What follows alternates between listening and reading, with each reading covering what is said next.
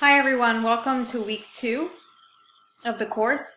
This week we're going to be focusing on identifying the unmet needs of organizations, how to identify those unmet needs, and then also being able to write a statement of need. And the purpose of that is because we will be looking at alternative funding sources for programs, grant sources as well, and really how to identify the unmet needs of an organization versus the people that you serve, and then being able to identify how to fund the needs that you have for those programs. This week we have one discussion forum, and I will be posting a new set of dyad and triad partners for that. So please look for that inside week 2 here. And then lastly, your first assignment is due this week by Sunday evening. So we will go over that assignment as well, which is the organizational capacity assessment. So if you click on week 2,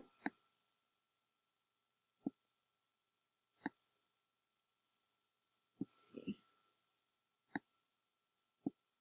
I just quickly went over the objectives, but just to show you the readings for this week.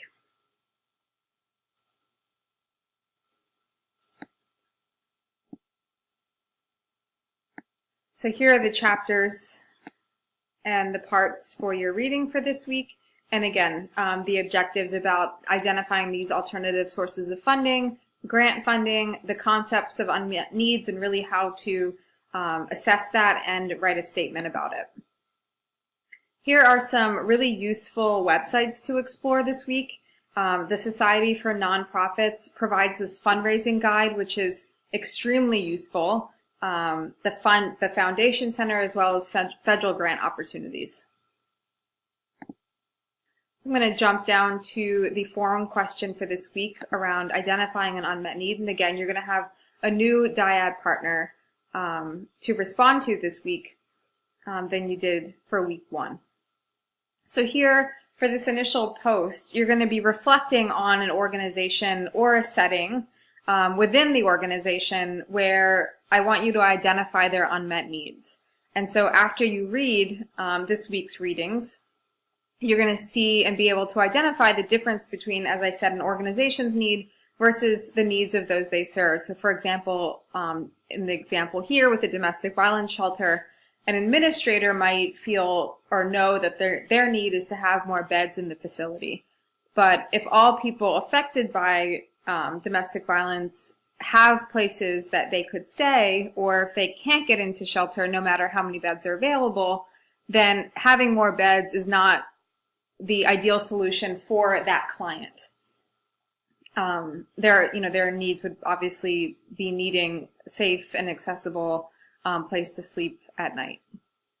So for your initial post, you have these headings here, which I do want you to follow, and to briefly describe the organizations as I've prompted you to do here.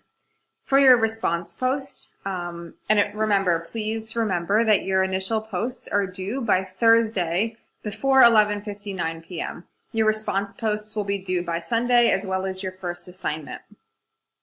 So for week 2, for your partner's response, I'd like you to answer 2 questions.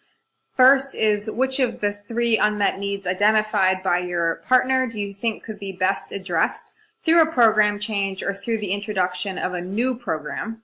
And then secondly, what ideas for a program change or a new program do you have based on what your partner has shared?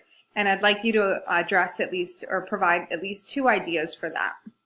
And this is really prepping you for the final assignment in this class, where you actually are going to be identifying some kind of program or something new that you'd want to get funding for. Obviously, the guidelines here for the posting is there.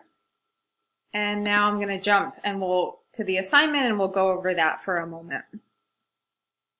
If you do have questions as you're going back through this week, please don't hesitate to email me.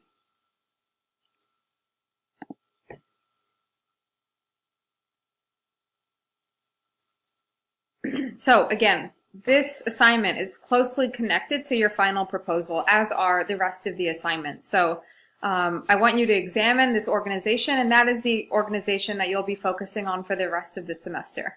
I've spoken with some of you over email about the organization you want to choose. So again, if you want to run that by me or share your ideas, you certainly can do that, although it's not required. So what organization should you choose? I think we went over this in the first video, but you want to choose an organization for which you have a connection with or that you're really interested in. That way, you know, because you're focusing on this for the next 7 weeks, you will be, you know, more engaged in it. As far as the sources that you should use, so much of the description information that you're going to gather is often going to be included in your final proposal. So the more time that you spend on this now, the better for you later. You can obviously use online resources, but agencies have brochures and annual reports. They may even have other documentation that you could access as well. So you don't only have to use the online resources. Formatting information, I'm not going to go over that, but that is all lined out here. And then you have 4 sections that you're going to be answering. So I want you to describe the organization in section 1, talk about the existing structure and services in the second section.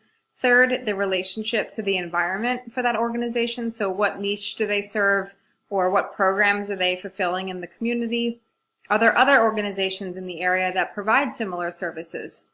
What are the similarities and differences that you observe in the demographic composition of the clients, as well as the staff? And then lastly, with which organizations does the organization you're choosing collaborate with other agencies to provide services? And then the last section, where you're going to be doing an analysis of the functioning and the adaptation of that organization. So how are the programs funded? And I want you to list those sources. What are the primary strengths of the organization and their capacity to develop a new program? And then what are the current challenges that that organization is facing? So those are extremely important variables to take into account when you start to think about identifying the unmet needs of an organization and what you could possibly fund or request funding for.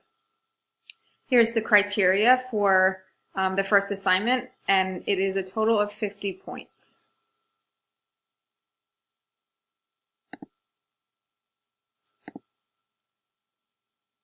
I think I clarified this, or tried to clarify this in an announcement, but you will be working with dyad partners only for discussions.